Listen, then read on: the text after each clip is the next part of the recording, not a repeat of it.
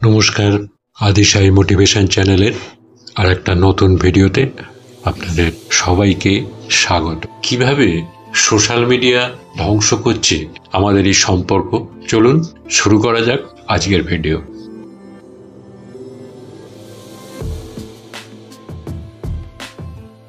বর্তমানে প্রেম, বিয়ে ও পারিবারিক সম্পর্কে ভাঙনের হার আশঙ্কাজনকভাবে বেড়েছে। কিন্তু কেন? এক কথায় উত্তর, সোশ্যাল মিডিয়া। কিভাবে সোশ্যাল মিডিয়া ধ্বংস করছে এই সম্পর্ক? অতিরিক্ত সময় ব্যয় ও সংযোগহীনতা। যখন প্রেমিক বা প্রেমিকা অথবা স্বামী স্ত্রী একসঙ্গে থেকেও মোবাইলের স্ক্রিনে ব্যস্ত থাকে, তখন সম্পর্কের গভীরতা কমতে বাধ্য। ডিজিটাল কানেকশন যত বাড়ছে, বাস্তব সংযোগ তত কমছে। আগে সময় না কাটলে একে অপরের সাথে গল্প করতাম, তার বদলে এখন দুজনে দুটো মোবাইলে আলাদা আলাদা রিলস চালিয়ে সময় নষ্ট করছে। অপ্রয়োজনীয় সন্দেহ ও অবিশ্বাস।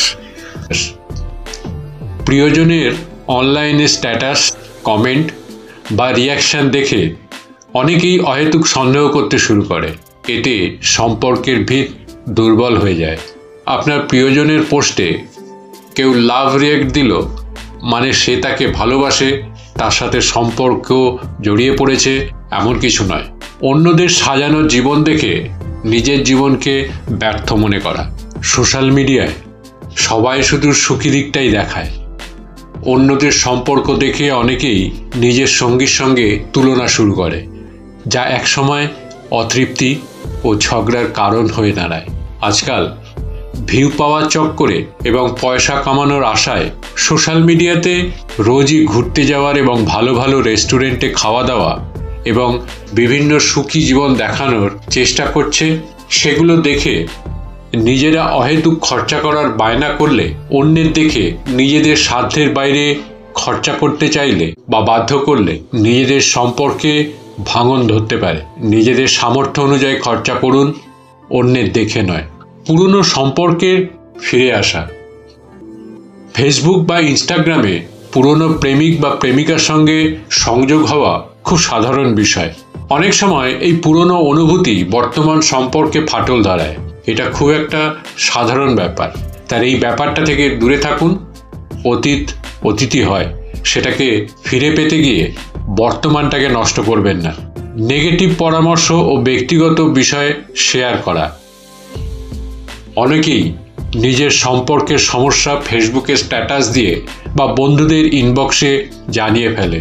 এতে ভুল পরামর্শ পেয়ে সম্পর্ক আরও জটিল হয়ে যায়।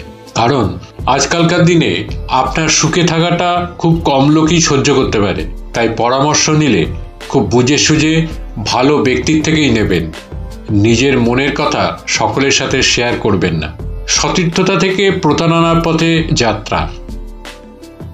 বন্ধুত্বের নামে সোশ্যাল মিডিয়ায় নতুন নতুন মানুষের সঙ্গে পরিচয় হয়, যেখান থেকে অনেক সময় আবেগের দুর্বল মুহূর্ত তৈরি হয়, যা এক সময় প্রতারণা বা ধোঁকা দেওয়ার কারণ হয়ে দাঁড়ায়।